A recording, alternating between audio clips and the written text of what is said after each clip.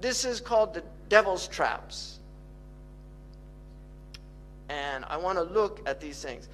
Every Muslim begins by reciting the Quran, أعوذ بالله من الشيطان الرجيم. Why would you begin that when you recite the Quran? Because the Quran, you will go astray with the Quran if the devil is influencing you. You will go astray with the Quran if the devil is influencing you. Every sect in Islam went astray based on verses in the Quran that they misinterpreted. There is no sect in the history of Islam that didn't use the Quran as proofs for its deviation. And this is because Shaitan, Ahmed Zarruq, in his Qawa'id says, no haqiqah, no reality comes into the world except it's met with its opposite. Some demonic opposite of that thing. So marriage comes into the world, it's met with zina. Clarity of mind comes into the world, it's met with confusion. And then he said, or if that doesn't work, then to pervert the reality and deviate the reality from its intended purpose. Allah subhanahu wa ta'ala says, Ya ayyuha alladhina amanu, la tattabi'u khutuwat ash-shaytan, or khatawat ash-shaytan. Don't follow the progress of shaitan.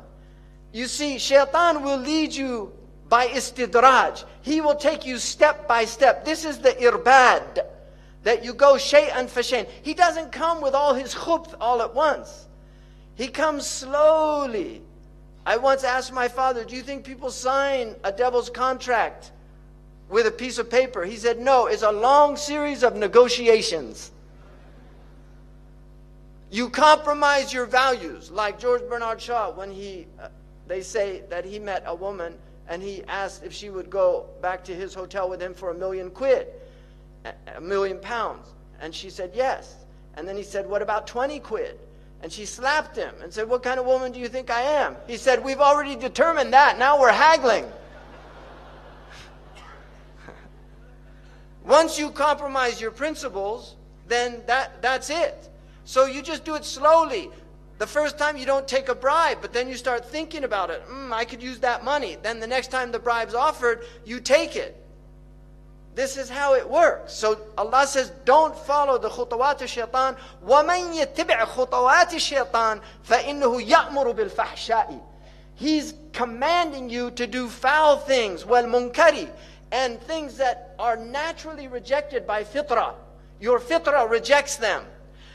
وَلَوْلَا فَضْلُ اللَّهِ عَلَيْكُمْ وَرَحْمَتُهُ مَا زَكَى مِنْكُمْ مِنْ أَحَدٍ أَبَدًا. And had it not been for Allah's grace and His mercy, none of you would have been purified. Because the purpose of your life on earth is tazkiyah. If you follow shaitan, he will corrupt your heart.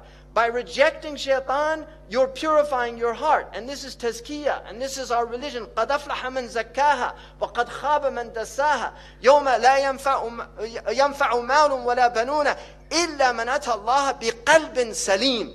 On that day, nothing will avail the human being. No benefit except the one that comes with a pure heart, with a sound heart, with a wholesome heart. So this is what shaitan wants to do. وَلَكِنَّ اللَّهَ يُزَكِّي مَنْ يَشَاءُ. Allah does tazkiyah, purifies whom He pleases, but He purifies those who struggle. وَالَّذِينَ جَاهَدُوا فِينَا لَنَهْدِيَنَّهُمْ سُبُلَنَا. Allah will purify those who struggle. So you have to do work. The Prophet said, help me. One man said to him, Ya Rasulullah, intercede for me on the day of judgment. He said, help me by doing a lot of sujood and give me some portion of your night to help me. In other words, you're going to get into Jannah only by the grace of Allah, the rahmah of Allah. But you also have to work. We believe in faith and deeds. We believe in faith and deeds. Even though iman is tasdeeq, وَفُسِّرَ الْإِيمَانُ بِالتَّصْدِيقِ. Iman is pure belief, and anyone who simply believes, even if they never did any good in their life, eventually will get out of the hell, according to the hadith in Sahih al-Bukhari. But we believe in faith and deeds because faith has burhan. As-sadaqatu burhan. Charity is a proof of your faith. Prayer is a proof of your faith.